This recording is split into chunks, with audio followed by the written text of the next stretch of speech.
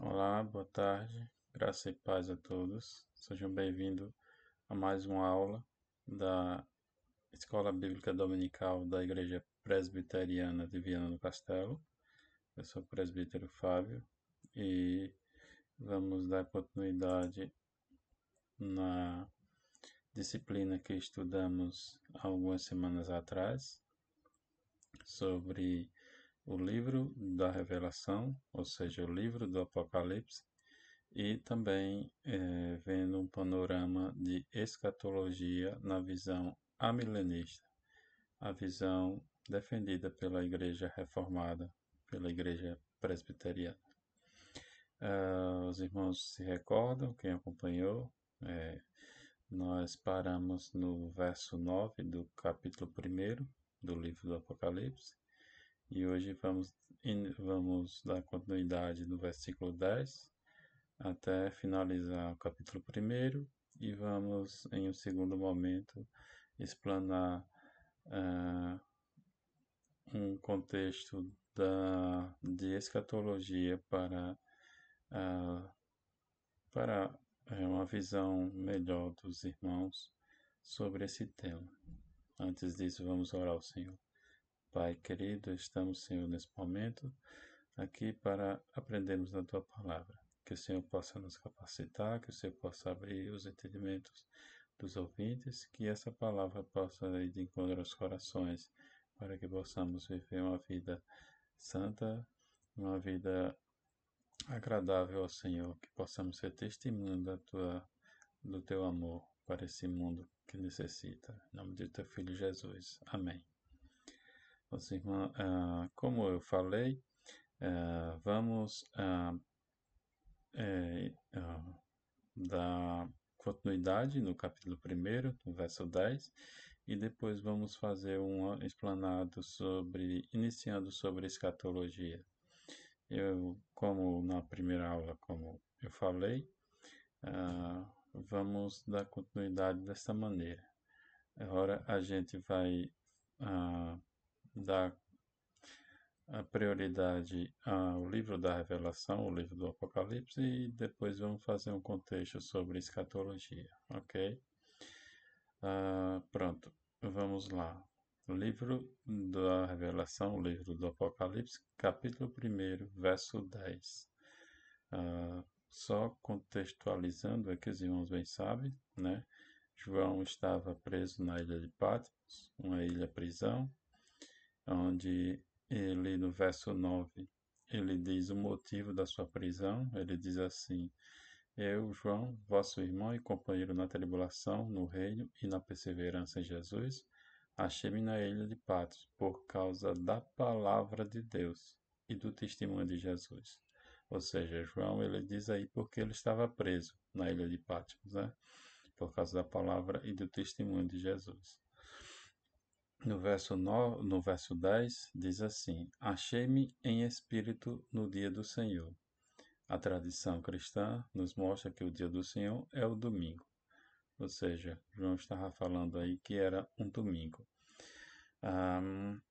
E João diz assim: Eu ouvi por detrás de mim uma grande voz como de trombeta, e ele recebeu a visão. Tudo o que veremos aqui para frente, registrado no livro, não deve ser interpretado como descrição de fatos literais ou físicos, ok? Só repetindo, tudo que veremos daqui para frente, registrado no livro, não deve ser interpretado como descrição de fatos literais ou físicos, mas simbólicos e espirituais. O verso 11 diz assim: dizendo: O que vês, escreve em livro e manda às 7 igrejas: Éfeso, Esmina, Pérgamo, Tiatira, Sardes, Filadélfia e Laodiceia.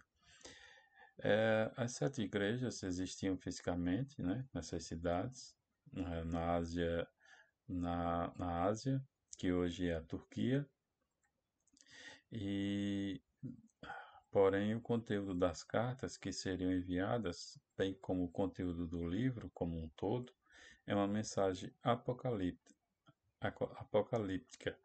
e a descrição de uma grande visão espiritual. Ou seja, A mensagem foi direcionada para as 7 igrejas, mas era uma mensagem universal para todas as igrejas, falando acerca do testemunho que os crentes deveriam ahm, levar consigo, testemunho de Jesus. O verso 12 diz assim: Voltei-me para ver quem falava comigo, e, voltado, vi 7 candeeiros de ouro. O verso 12, o pano de fundo, é o Antigo Testamento, como eu já falei, já tinha falado na primeira aula. E aqui o pano de fundo é o livro do profeta Zacarias, capítulo 4, do verso 1 ao 3, que diz assim: Tornou um anjo que falava comigo e me despertou, como a um homem que é despertado do seu sono, e me perguntou: Que vês? Respondi: olho, e eis que vejo um candelabro de ouro em vaso de azeite, em cima com suas 7 lâmpadas, 7 tubos, para, para cada uma das lâmpadas que estão em cima do candelabro. Junto a esse 2 oliveiras, uma à direita do vaso de azeite e a outra à esquerda. A diferença entre a visão de Zacarias e a visão de João está no número de candeeiros, 1 e 7, respectivamente. Na verdade, Zacarias parece haver um candelabro com 7 lâmpadas, enquanto João não vê 7 candelabros, mas vê 7 candeeiros separados, uma com cada lâmpada. Isso aponta para o fato de que cada igreja local é um pequeno Israel, ao mesmo tempo que na junção de todas elas temos o Israel completo. Hendrickson assevera que, durante a velha dispensação, havia uma unidade visível, a Igreja-Estado judaico, enquanto as igrejas da nova dispensação acham na sua unidade espiritual e através do Espírito. Ao resgatar a imagem, Zacarias aplica às igrejas. O Apocalipse está destacando vários aspectos teológicos essenciais. Antes de tudo, Israel agora é a igreja. Nesse sentido, não é mais um candelabro apenas com 7, pois cada igreja local é um pequeno Israel. Cabe à igreja continuar aquela obra de iluminação do mundo que pertencia a Israel. Pronto. Vocês veem aí essa pequena menção que o Hendrix faz, né, que a diferença, uma das grandes diferenças da visão amilenista, né, do estudo do livro do Apocalipse para as demais visões, principalmente a dispensacionalista, né, nós temos que eles falam que o Israel e igreja são 2 coisas separadas, mas como a gente vê nesse texto, né, que a igreja é uma continuação do novo, é uma continuação do Israel, é o novo Israel. Ou seja, podemos dizer um exemplo para ficar mais fácil da compreensão, é, é como se fosse um pano, um pano muito grande, digamos, sei lá, um lençol de uma cama. E esse lençol ele é dividido, ele é junto, mas tem tipo uma parte de um material, o linho, etc., e a outra de outro material. É o mesmo pano, estão ligados, mas de 2 materiais diferentes. É uma descrição para a gente entender Israel e o novo Israel, que é a igreja, né? O verso 13 diz assim: ah, E no meio dos candeeiros, um semelhante ao filho do homem, com vestes talares e cingido à altura do peito, com a cinta de ouro. Procurando pela origem da voz, João se depara com uma visão inesperada: 7 candeeiros e candelabros. Era evidente que instrumentos de iluminação. Não há dúvida a respeito do significado desse candeeiro, pois Cristo explica mais adiante, como a gente vai ver no verso 20, que são 7 igrejas. As 7 igrejas estão no centro de toda a mensagem do Apocalipse. Ela foi escrita para elas como uma forma de mostrar a sua dignidade e valor, e ao mesmo tempo de chamá-los de arrependimento, a fim de que cumpra a missão divina no mundo, ou caso contrário receba a condenação de Deus. A gente vai ver no verso 20, né, que os 7 candelabros, Cristo explica que são as 7 igrejas. Ahn, Antes de prosseguirmos, às vezes pode acontecer de ter algum barulho, né, na gravação, mas eu estou em casa, né, estou de férias e como eu não vou poder estar no templo para fazer essa gravação, estou em casa e as crianças brincam e talvez algum barulho, os irmãos nos perdoem. Pronto, e vamos aqui dar continuidade. O verso 14 do capítulo 1 diz assim: A sua cabeça e cabelos eram brancos como alva lã, como neve, os olhos como chama de fogo, os pés semelhantes ao bronze polido, como que refinado no fornalho. A voz como a voz de muitas águas. Tinha na mão direita 7 estrelas, e da boca saía uma afiada espada de 2 gumes. O seu rosto brilhava como o sol na sua força. Quando o vi, caí aos seus pés como morto. Porém, ele pôs sobre mim a mão direita, dizendo: Não temas, eu sou o primeiro e o último. A gente vê aí, né, que essa questão de João diz assim: Quando vi, caí aos seus pés como morto. Na Escritura, não há outra reação possível para homens pecadores e falhos que estão na presença de Deus. Nós vemos exemplo de Isaías, Ezequiel, Daniel, o próprio Paulo na estrada de Damasco seguir o mesmo ritual, a contemplar a grandeza divina. As palavras ditas a Moisés são um padrão seguido por toda a Bíblia, né? Não me poderás ver a face, porquanto nenhum homem verá a minha face e viverá. Êxodo 33:20, né?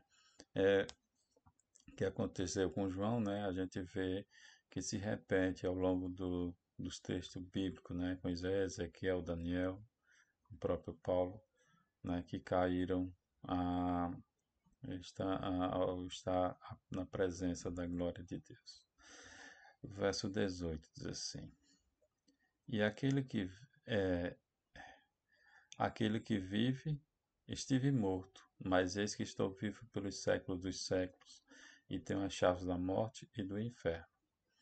Uma coisa que a gente pode observar nesses versos 14, 15, né, 16, é que Jesus não é assim. Ele não tem cabelos brancos, ele não tem olhos como chama de fogo, os pés não são semelhantes ao bronze. Isso é um simbolismo espiritual. Cada elemento significa algo, né? Cabelos brancos mostram sua existência eterna, sua eternidade. Olhos como chamam de fogo, são olhos que tudo vê, né? Os pés significam o poder de pisar os inimigos, né?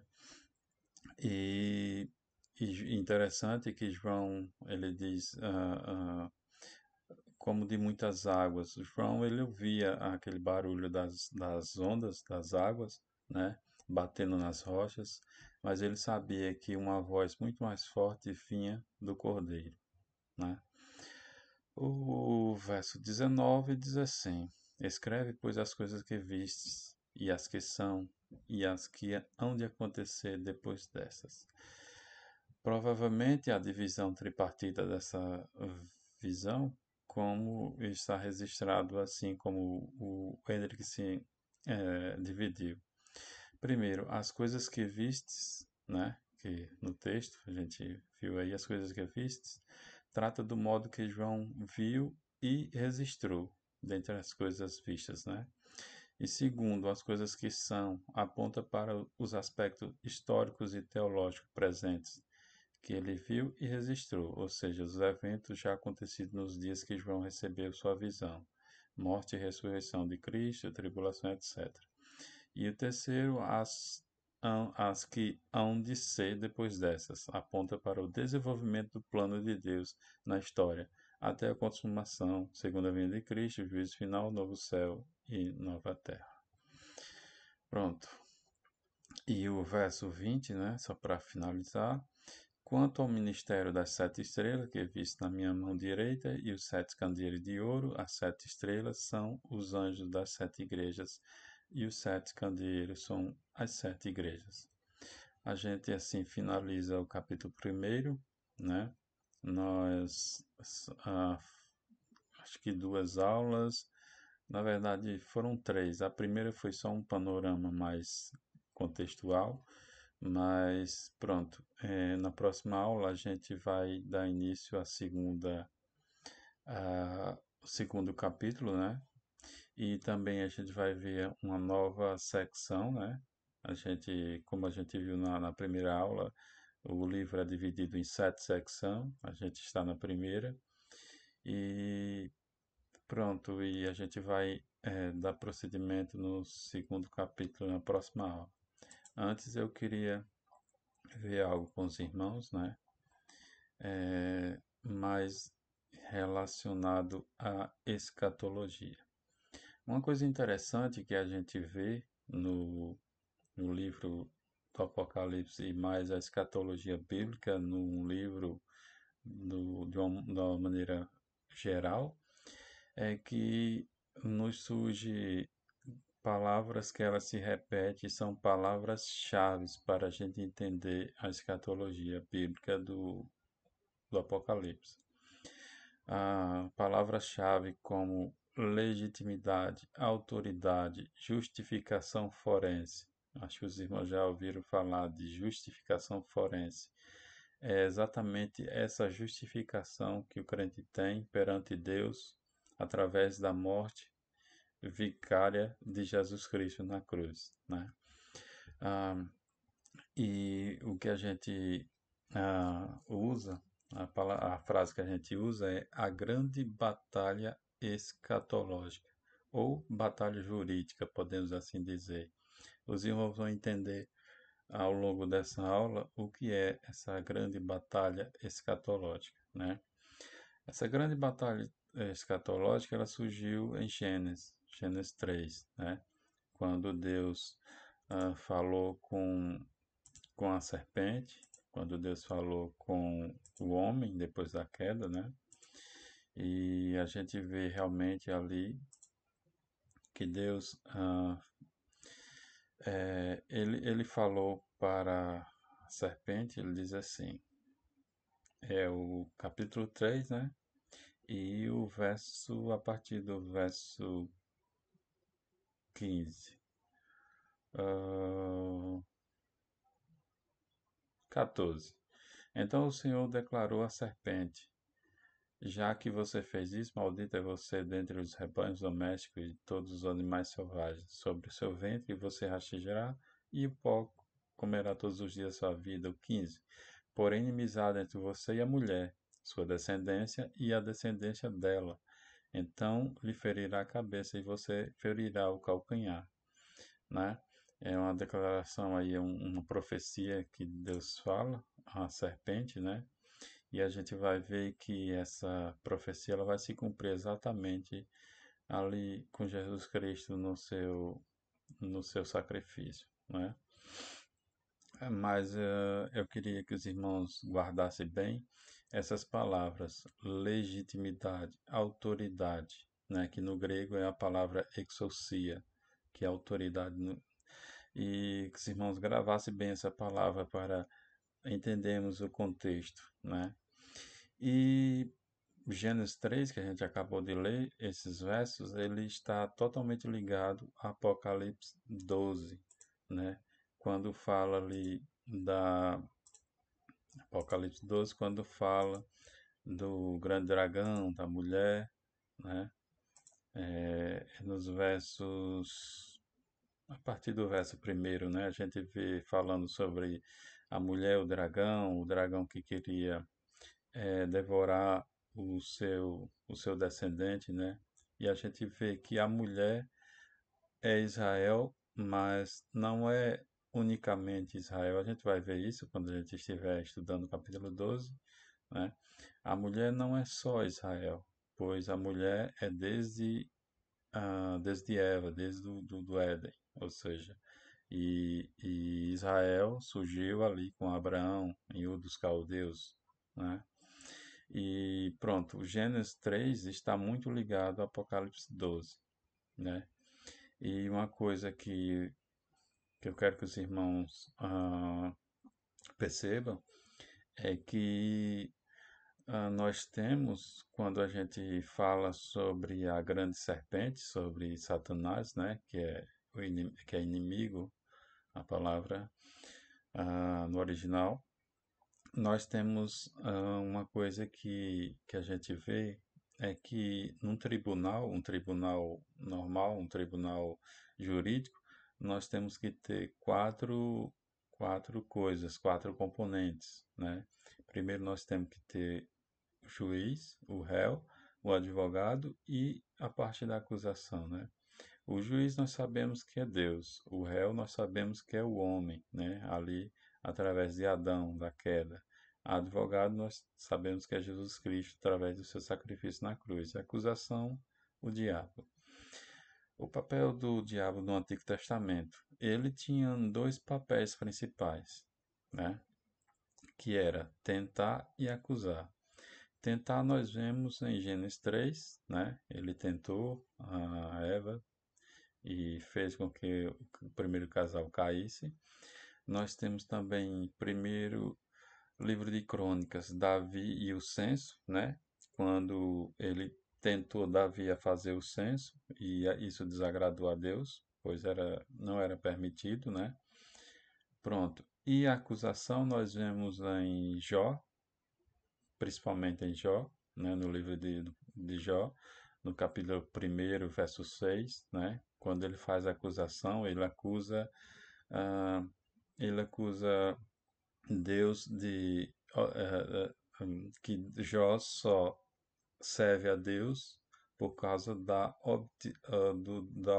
de obter bens que Deus dá a Jó, né? E nós também vemos a acusação no profeta Zacarias capítulo 3, né? Josué, ele acusa Josué de ter manchas de sangue, né? Mas aí o anjo aparece ao sumo sacerdote, Josué, e fala para ele que ele pode servir, né, como sumo sacerdote. Pronto, o principal papel do diabo no Antigo Testamento era tentar e acusar. Uma coisa que podemos observar é que até a ressurreição e ascensão de Cristo, ele esteve no céu. Por que ele esteve no céu? Porque era uma questão jurídica, era uma questão de legitimidade. As palavras que eu pedi para os irmãos guardar, né? Quando ele tinha o papel lá, a gente vê no livro de Jó, ele tinha um papel de acusação. Ele chegava perante Deus e acusava os homens. Ele não tinha o poder de matar, mas ele tinha o poder de pedir a morte do pecador, né? Isso a gente vai ver mais adiante, mas só fazendo um parâmetro assim mais geral, ah, Paulo nos fala sobre o escrito de dívida que havia contra nós, né? Que depois Jesus Cristo pregou na cruz. Esse escrito de dívida era exatamente o inimigo, o diabo, que estava perante Deus, né? Pedindo a condenação e morte dos seres humanos. Esse escrito de dívida no original é manuscrito, ou seja, na palavra original que foi escrita no grego é manuscrito. E manuscrito era algo que ele tinha, o inimigo, o diabo tinha, mas não era lei, mas era de acordo com a lei de Deus. E ele pedia, ele acusava os homens perante Deus, né? Pronto, o que eu quero passar aqui adiante é que quando Jesus Cristo nasceu, houve ali realmente o início da batalha escatológica, né? A gente vai ver no livro de Lucas, vamos colocar lá, Lucas, Evangelho segundo São Lucas, capítulo 2, versos 13 e a partir do verso 13. Diz assim, Lucas 12, a partir do verso... Não, espera aí que eu errei. É Lucas 2 e 13. Ok. Lucas 2 e 13. Pronto, diz assim. E subitamente apareceu como um anjo a multidão de milícia celestial, louvando a Deus e dizendo: Glória a Deus nas maiores alturas, e paz na terra entre os homens, a quem Ele quer bem. Né? Os irmãos bem sabem, esse texto era ali o nascimento de Jesus Cristo, e nesse momento surge um coro celestial, né? Nós sabemos que mensageiros no original, no grego, é ângelos, né? Anjos são mensageiros. Mas ali a gente vê um exército celeste, né? Um exército celeste proclamando algo, proclamando alguma coisa. E o que é que eles estão proclamando aqui, né? Nesse verso que glória a Deus nas maiores alturas, e aquele que é bem. Esse exército, ele estava anunciando algo, ele estava anunciando o nascimento daquele que iria passar pela grande batalha escatológica, né? Depois a gente pode observar nos textos do Evangelho que esse exército celeste ele só aparece nesse momento. Depois eles vão embora e ali o exército se torna o exército de um homem só. Jesus Cristo, a gente vai ver, quando ele passa pela tentação, quando ele passa por várias coisas durante a sua vida, né? Ah, Depois do nascimento de Cristo, mas antes disso, a gente vê que o dragão, né, o dragão do capítulo 12 de Apocalipse, ele sempre teve por intenção de matar o descendente da mulher. A gente vê isso ah, em Caim e Abel, né? A gente vê isso na Torre de Babel, a gente vê isso em Moisés no Egito, né? Ah, a condenação das crianças, né? Ah, Todas as crianças deveriam ser mortas, né? Crianças, homens. Ah, a gente vê isso na esterilidade das mulheres, como Raquel e Ana, por exemplo. Tudo isso eram empecilhos para a descendência da mulher continuar até vir o Cristo, né? E o dragão sempre ao longo da história ah, ele quis exatamente impedir que a descendência da mulher nascesse, né? Agora a gente vai aqui em Mateus 3 e 16, né? Mateus, só um instantinho.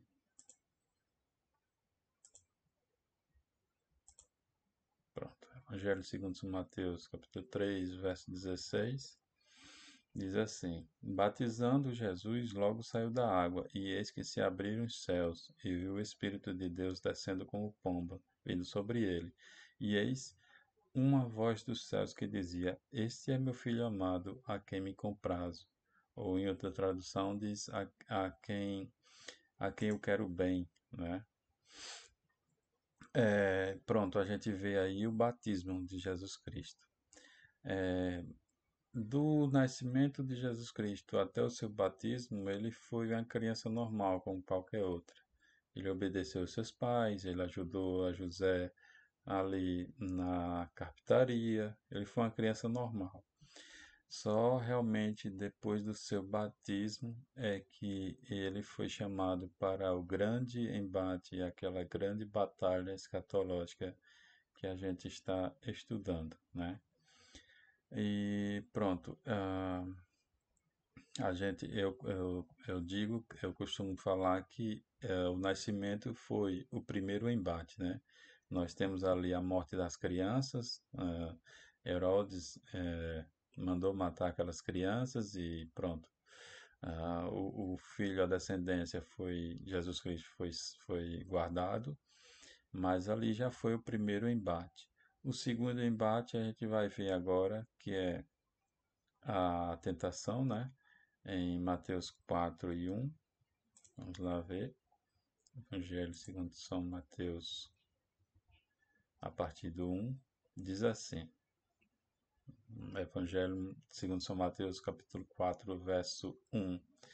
A seguir, foi Jesus levado pelo Espírito ao deserto para ser tentado pelo diabo. E depois de jejuar 40 dias e 40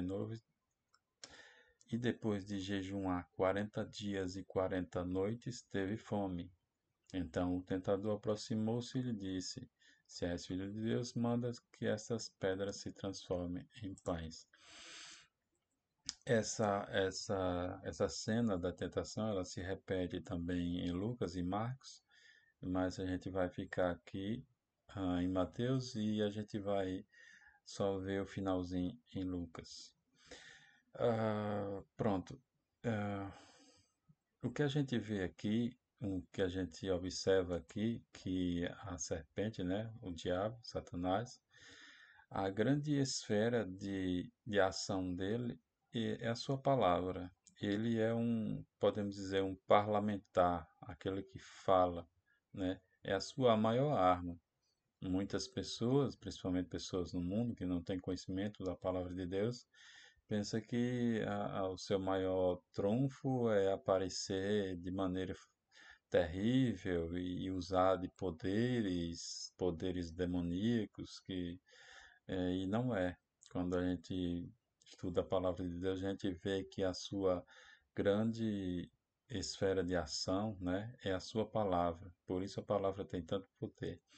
Ele é aquele homem da pastinha, aquela pastinha, né? Aquele homem que chega no tribunal com a pastinha, que abre, tira documentos e ali vai usar de sua palavra, né? Lucas 4:1, a gente pode observar aqui que diz assim: Jesus, cheio do Espírito Santo, foi guiado pelo Espírito ao deserto.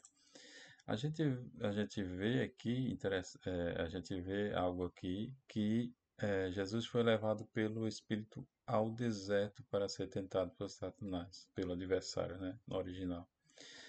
Ah, nos parece que eles já tinham aquele compromisso marcado, já era algo marcado.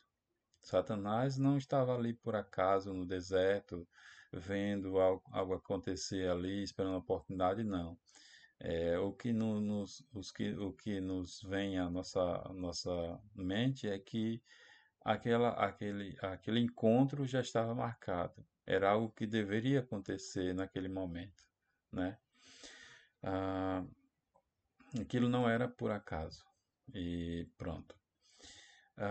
E a gente vê que em Marcos 1:12, e logo o Espírito impeliu para o deserto, ou seja, era algo preciso, era algo que era preciso acontecer, era algo inevitável que acontecesse, né? Ah, a gente vê que nesse texto que a gente leu, vamos ler só mais uma vez, Mateus, no capítulo 4, o mesmo, e o verso diz assim, o verso 3: Então o tentador, aproximando-se, lhe disse: Se és filho de Deus, manda essas pedras se transformem em pães, né? O que a gente vê aí ah, que depois que Jesus Cristo, o jejum, 40 dias, 40 noites, teve fome. O jejum foi uma preparação para o seu ministério, né? O jejum ele faz isso, ele nos humilha a nossa carne para a gente estar espiritualmente prontos para a batalha, né? Uma coisa que a gente observa está no que se encaixa perfeitamente está no Evangelho segundo São Lucas, capítulo 22 e 22 a partir do verso 31, que diz assim. Lucas 22 a partir do verso 31. Jesus falando disse assim: Simão, Simão, eis que Satanás vos reclamou para vos peneirar como trigo. Eu, porém, roguei por ti para que tua fé não desfaleça. Aquilo que eu falei ainda há pouco, né, há alguns instantes, que ele é aquele homem da pastinha preta, aquele homem que fala, aquele homem que vai perante Deus e, e ali ele é, de uma maneira, no seu falar, ele é o acusador, aquele que pede a condenação e a morte do pecador. A gente vê se repetindo aqui nesse texto, né? Porque a gente vê aqui que Satanás reclamou Pedro para peneirar como trigo, ou seja, é como se fosse aquela pessoa que acusa, o advogado acusação, né? O advogado de acusação, é aquele e a gente vê que foi atendido, esse pedido foi atendido, né? A gente vê no texto aí. Agora a gente vê o advogado de o defensor entrando, o advogado que defende, né, no verso 32, Jesus falando: Eu, porém, roguei por ti, para que tua fé não desfaleça. Ou seja, a gente vê aí um exemplo, né, de a acusação e o defensor defendendo aí, no caso de Pedro. Era assim que Satanás se portava, né? A gente vai ver que esse papel de acusação foi retirado dele. A gente vai ver isso mais adiante, né? Versículo 3 diz assim: Então o tentador aproximando-se, lhe disse: És filho de Deus, se você é filho de Deus. A gente vê que o primeiro, ah, o primeiro ponto da tentação de Cristo, né? A grande esfera da tentação foi realmente ali ah, o seu corpo, né? Foi ali a questão quando ele estava com fome, foi ali a primeira fase do embate, foi a carne, né? Apesar de Jesus jejuar para a sua preparação para o seu ministério, mas ele estava realmente ali debilitado fisicamente. Foi assim que o inimigo aproveitou dessa oportunidade. Mas aí por exemplo, quando o inimigo ele diz assim, no verso 3, então o tentador aproximando lhe disse: Se és filho de Deus, ou seja, aquilo que se passou no batismo de Jesus Cristo, quando uma voz do céu, o próprio Deus disse: Esse é meu filho amado, a quem me comprazo, né? Ele usou exatamente contra Jesus Cristo aí. Ele disse: Se és filho de Deus, se você é o filho de Deus, ou seja, se você é realmente esse o descendente, o escolhido, então transforme essas pedras em pão, né?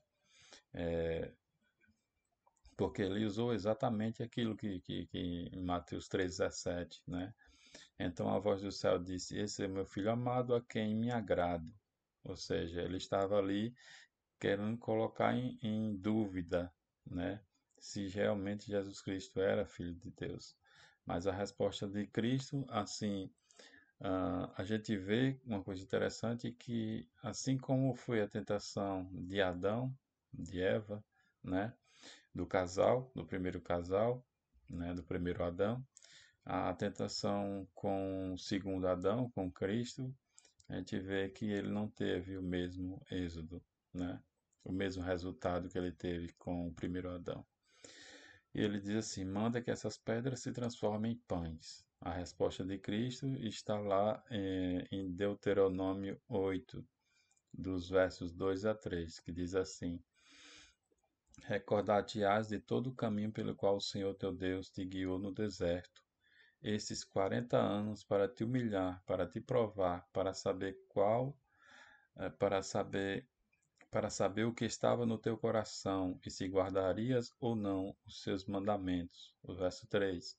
Ele te humilhou e te deixou ter fome e te sustentou com maná para que tu não conhecias, nem teus pais o conheciam, para te dar a entender, não só de pão viverá o homem, mas de tudo o que procede da boca do Senhor viverá o homem. A resposta de Cristo ali foi uma resposta bíblica, né? Ou seja, não é necessário a pessoa ter abundância de alimento para ter certeza que Deus está conosco. A segunda fase do embate é a batalha pela fé. Os versos 5, Mateus 4, né?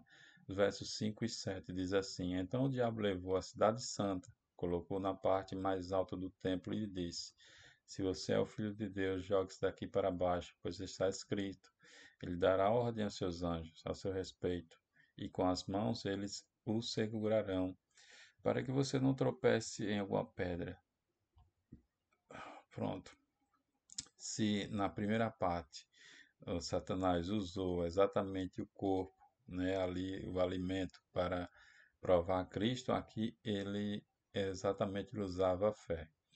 Uma coisa interessante é que essa tentação, muitos teólogos têm estudado e têm debatido como foi e o nos eh, nos vem a melhor compreensão é que era uma tentação na mente, né?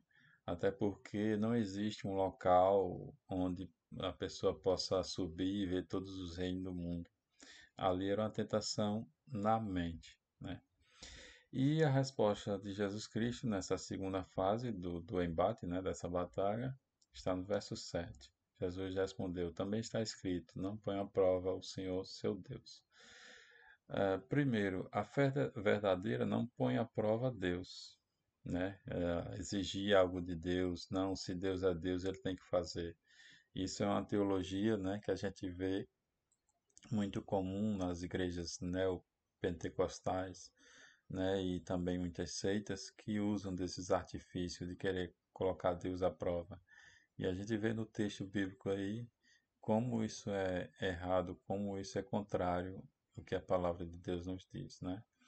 Outra coisa, segundo ponto aqui, é que texto fora do contexto, né, é pretexto para heresia. A gente vê que a hermenêutica bíblica, ela nos aponta que a escritura se interpreta por si mesma, que é um dos pontos da hermenêutica calvinista, né? Da hermenêutica reformada, né? Que a Bíblia, sim, as Escrituras se interpretam por si mesma, ou seja, se há um texto obscuro, a gente deve procurar a iluminação em outro texto mais claro, né? E outra coisa interessante está em Deuteronômio 6,16, que diz assim: Não tentarás o Senhor teu Deus como tentaste em Massá, né? Que é aquela questão de quando o povo de Israel estava no deserto e ficaram tentando a Deus por causa da água, né? Que eles queriam água para beber. E pronto, e é exatamente esse texto que Jesus Cristo usou para esse segundo embate, né? O terceiro embate, nos versos 8 e 10, diz assim, do capítulo 4 de Mateus: Depois o diabo levou a um monte muito alto e mostrou todos os reinos do mundo e o seu esplendor. Ele disse: Tudo isso lhe darei, se você se prostrar e me adorar. Jesus lhe disse: Retire-te, Satanás, pois está escrito: Adore o Senhor, seu Deus, e só a ele preste culto. Ah, uma coisa aqui que a gente observa é que quando o diabo disse que, quando ele mostrou os reinos do mundo, ele disse: Tudo isso te darei, né? Jesus não o corrigiu. Apesar dele ser o pai da mentira, Jesus não disse que ele estava mentindo, que ele estava mentindo, que ele não tinha o poder sobre os reinos do mundo, né? Porque a gente vê no Salmo 24:1 que diz assim: ao Senhor pertence a terra e tudo que nela se contém, e o mundo que nele habitam, né? Deus é o Senhor, mas por que Jesus Cristo não corrigiu Satanás quando ele disse que tinha eh, os reinos do mundo, o seu esplendor? Porque ah, quando aconteceu do primeiro Adão, do casal pecar, houve exatamente essa ah, legitimidade de Satanás exatamente ah, obter os reinos do mundo por usurpação, né? A gente vê no Evangelho de João, 3 vezes, o evangelista diz que o Satanás é o príncipe deste mundo. E príncipe aí não tem a ver com reinado, tem a ver com principal, ou seja, ele é o principal desse mundo. Ah, Num texto aqui em Lucas 4:6, diz assim, a partir do verso 6: Disse-lhe o diabo: Dar-te-ei toda essa autoridade. Autoridade aí é aquela palavra no grego exousia. E a glória destes reinos, porque ela foi-me entregue, e a dou a quem eu quiser. Ou seja, quando no Éden, quando o pecado entrou, ele recebeu esses ofícios de enganador e acusador, e também de ter por usurpação essa autoridade do mundo, autoridade, legitimidade, ele obteve nesse momento, né? Mas em breve a gente vai ver no texto bíblico que essa autoridade será cassada, né? Cassada com 2 S, que tem a ver com algo jurídico, né? Pronto, outra coisa aqui que a gente pode ver é que quando a batalha segue a batalha escatológica, a batalha, né, jurídica, né, que eu pedi para os irmãos guardarem essas palavras, legitimidade, autoridade, que é no original no grego exousia, né? Aí a gente vai aqui agora para o texto. Pronto, a gente deixa o texto da tentação, né? A gente já encerrou aqui. No terceiro embate, Jesus disse, né? Retire de Satanás o que está escrito, adore o Senhor seu Deus e só a ele preste culto, né? Pronto, aí acaba realmente esse momento desse embate. Mas essa batalha aí, como a gente vai ver nas próximas aulas, essa batalha aí ela vai se estender, vai ter muitos capítulos dessa batalha ainda. Mas o que eu quero apenas ver aqui com os irmãos é no Evangelho segundo São Mateus, capítulo 26 e o verso 53. Aquele momento que Jesus estava no jardim, né, com os discípulos e chegam ali Judas Iscariotes e os soldados e aquela cena que os irmãos bem conhecem. Diz assim, ah, o verso 53. Vamos aqui ver a partir do verso anterior. Mateus 26, 33. 26. A gente vai ver aqui antes disso, né? A gente vê aqui, pronto. Só um momentinho. 26 e 53. Pronto. Ah, a gente vê a partir do verso 50. Diz assim. Mateus 26 e 50. Jesus, porém, lhes disse: Amigo, para que vieste? Nisso, aproximando eles, deitaram as mãos de Jesus e o prenderam, né? Jesus falando com Judas Iscariotes. 51. E eis que um dos que estava com Jesus, estendendo a mão, sacou da espada e golpeando os servos um sacerdote, cortou a orelha né, Pedro? Então Jesus lhe disse: embainha a tua espada, pois todos os que lançam mão da espada, a espada perecerão. Acaso pensas que não posso rogar meu Pai e ele me mandaria nesse momento mais de 12 legiões de anjos?